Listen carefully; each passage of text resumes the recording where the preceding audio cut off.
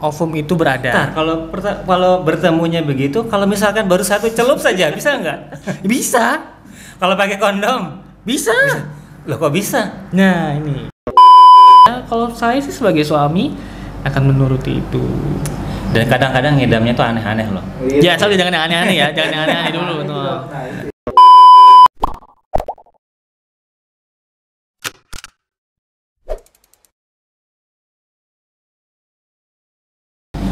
Assalamualaikum warahmatullahi wabarakatuh. Sobat sehat, jumpa kembali di channel Puskesmas Bakung Jaya dalam program favorit kita.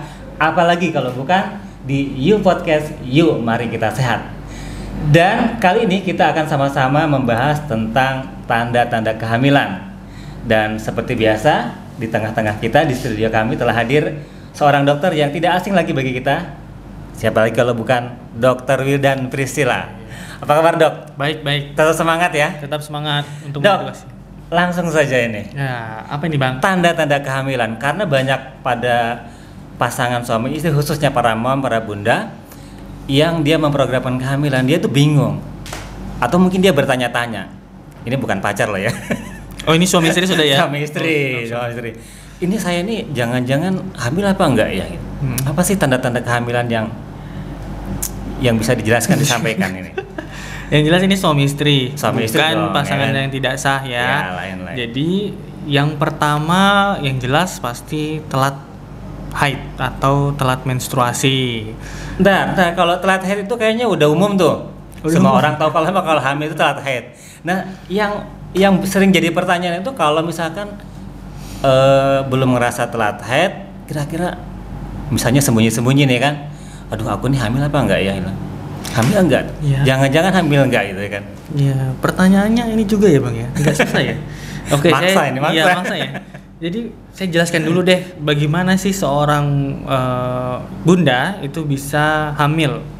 Yang pertama, bertemunya sel sperma dengan sel ovum di dalam saluran ovarium ke rahim. Nah, di situ. Jadi bertemunya itu sperma masuk dulu ke rahim, terus lewatin saluran menuju ke tempat ovum itu berada. Nah, kalau bertemunya begitu, kalau misalkan baru satu celup saja, bisa nggak? Bisa. Kalau pakai kondom, Bisa. loh kok bisa? Nah, ini kalau satu kali celup dulu ya. Tergantung suaminya. Kalau suaminya dia mengalami ejakulasi dini, ya bisa aja langsung gitu. langsung cepirit di dalam sekali celup ya jadi, ya kan? Nah, kalau pakai kondom. Nah, kalau kondomnya dipakai setelah keluar, ya jadi dong. Oh. Atau salah pakai kondom atau malah kondomnya bocor. Ah, buru-buru pakai kondom. Bocor. Iya, kelupaan. Kelupaan. Ya. Bisa kan? Itu. Kemudian ya intinya tadi kalau sperma dan ovum bertemu ya wes jadi gitu. Jadi itu ya. Jadi. Iya. Tadi nempel juga bisa jadi ya, pakai kondom juga bisa.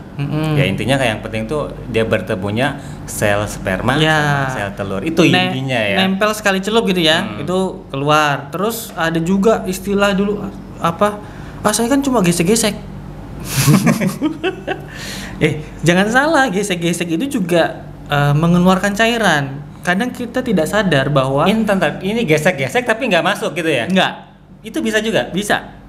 Jadi pada saat istrinya, ini istri ya, pada saat istrinya sedang masa subur, itu kondisi vagina sangat becek, bahasanya sangat basah lah ya. Itu kan banyak cairan tuh di dalam vagina. Kemudian gesek. Nah, laki-lakinya gesek. Laki-laki ini sebelum mengeluarkan sperma itu mengeluarkan air mani namanya. Nah, di dalam air mani itu ada kandungan spermanya. Ada spermanya. Ada. Jadi begitu gesek-gesek, mau keluarnya di luar. Tapi kan air maninya sudah tergesek. Itu ada istilahnya, Dok. Peltu itu. Kalau peltu tadi satu kali celup. Nah, kalau ini dia melewati cairan tadi, akhirnya sperma berenang. Berenang naik ke atas, rahim bertemulah dengan sel telur istrinya. Spermanya nakal juga ya. Sperma itu sel yang sangat tahan hidup di kondisi apapun. Nah, berarti dari dicrot keluar gitu ya kan, sampai terjadi pertemuan itu berapa lama sih?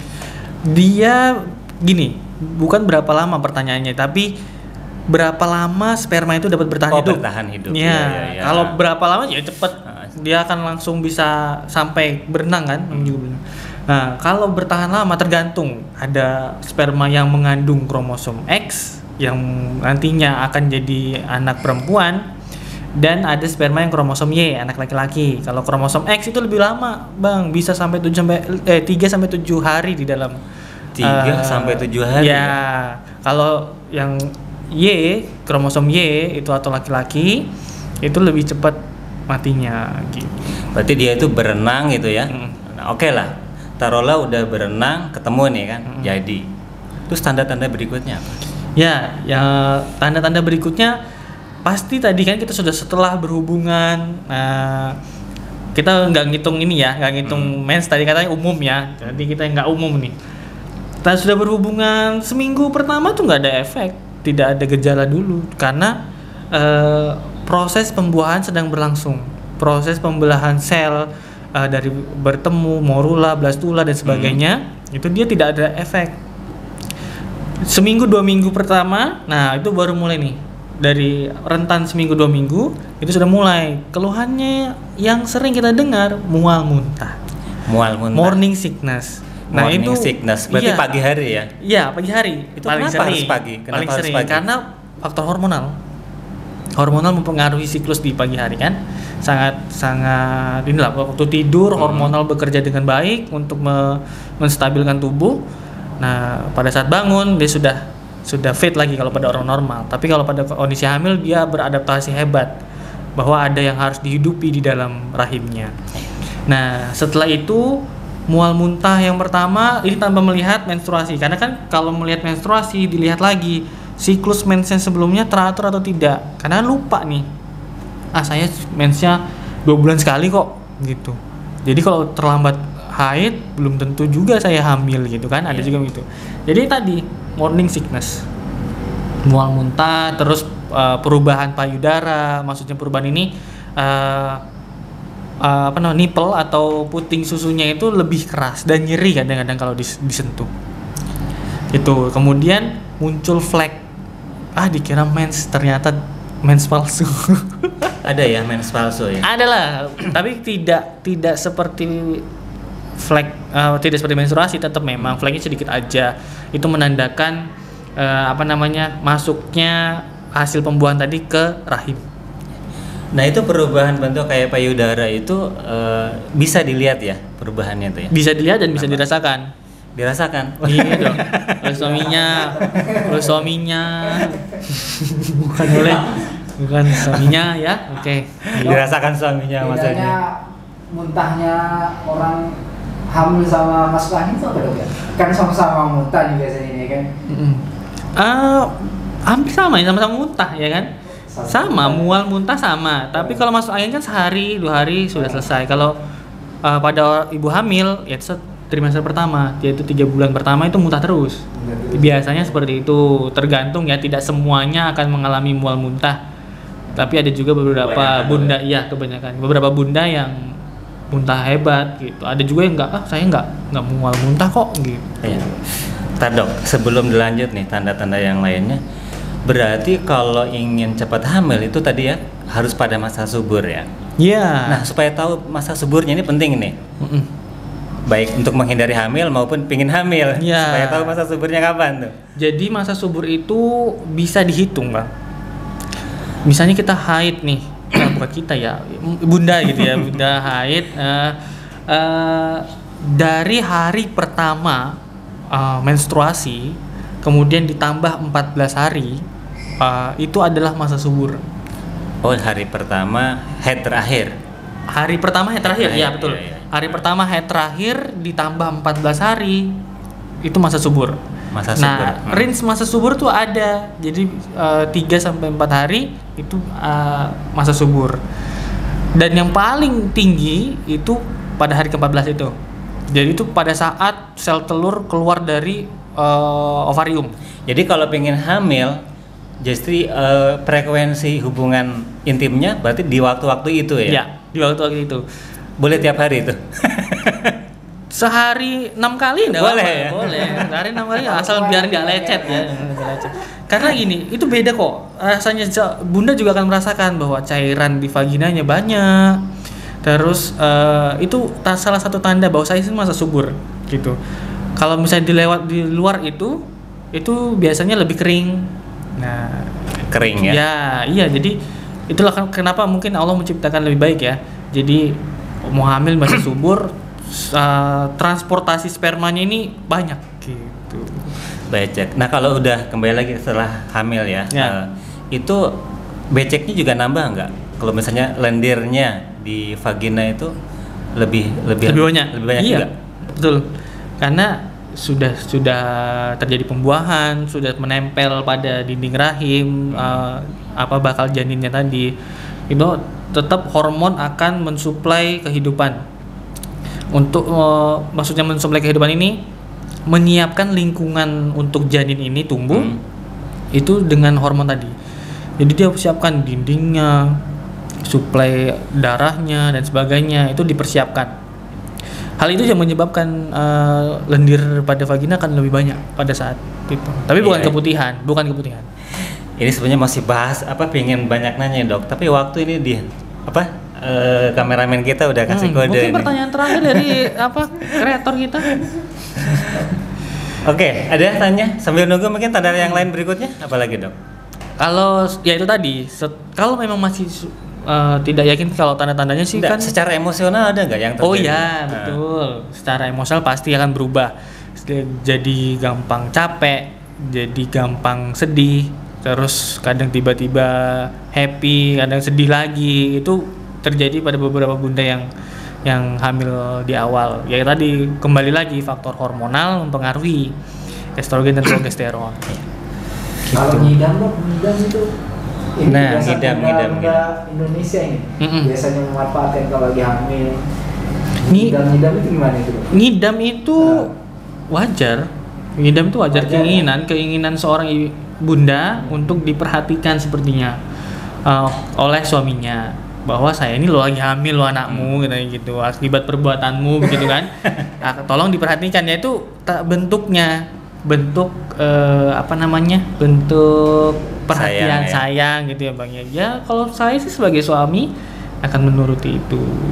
Dan kadang-kadang ngidamnya tuh aneh-aneh loh. Ya asal jangan yang aneh-aneh ya, jangan yang aneh-aneh dulu tuh. Nah itu ya jadi masalah. Iya, deh bapak itu normal saja. Terus sama tadi bang, kalau misalnya sudah selesai kan, mensnya udah nggak haid, terus udah nggak sudah ada tadi gejala mual muntah, emosi berubah, payudaranya mulai berubah, lebih keras, lebih sakit, ya segera tes pack gitu untuk memastikan atau USG sekalian gitu.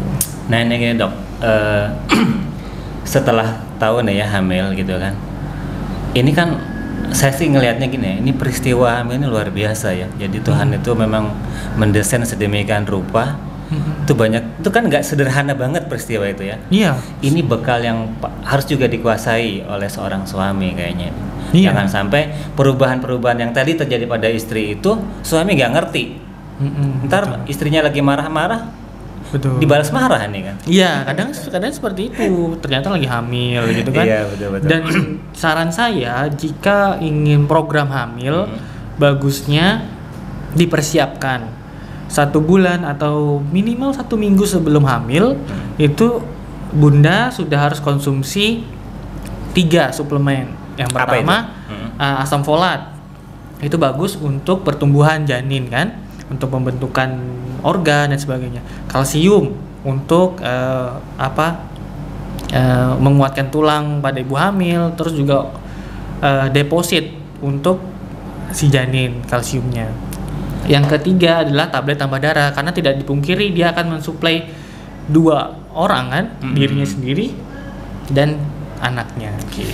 Berarti dok ya, hamil ini memang harus dipersiapkan benar-benar. Harus dipersiapkan. Jangan sampai ya setelah hamil baru bingung harus ngapain. Ya, gitu. Ya memang sih tidak ada kata terlambat, tapi lebih bagus dipersiapkan. Nah, biasanya yang terlambat ini akibat kecelakaan. Kecelakaan lalu lintas. Kecelakaan lalu lintas. Nah itu kan yang akhirnya berpikir kemana-mana. Dok, ini terakhir nih mungkin. Kalau sudah terjadi keluhan-keluhan yang tadi ya kayak morning sickness, kecapean yang berlebihan, ya kan, dan keluhan-keluhan lainnya lah. Itu apa yang harus dilakukan? Kan misalnya gini, orang itu muntah-muntah, ya kan, pusing dan lain sebagainya. Kan bukan berarti dia harus berhenti makan. Ya, betul. Gimana ngatasinya itu? Yang jelas itu hal yang wajar. Makan tetap harus dan diatur malah. Sehari tetap 3 kali, nutrisinya tercukupi dari buah, sayur dan sebagainya, vitamin, suplemen itu kan tetap harus diatur. Minum air putih banyak. Tapi dok kalau muntah lagi ya enggak apa-apa, muntah aja. Pokoknya gitu. tetap dicoba tetap terus. Iya, muntah lagi, makan aja. Gitu. Pasti nanti akan muntah lagi, ya makan lagi. Gitu. Jadi tetap tidak harus stres, tidak boleh stres. Seperti misalkan sering buang air kecil, ya tetap minum aja ya. Tetap harus minum. Hamil ya hamil, nutrisi ya nutrisi, beda dan jangan itu sampai berjalan bersamaan. Jangan sampai karena sering buang air kecil, udahlah nggak usah supaya nggak usah minum gitu. Ini ngaco juga nih sesat. Gimana, Arif? Oke, sepertinya kreator sudah di XX. Oh iya, kita udah dibatasin ini. Oh iya.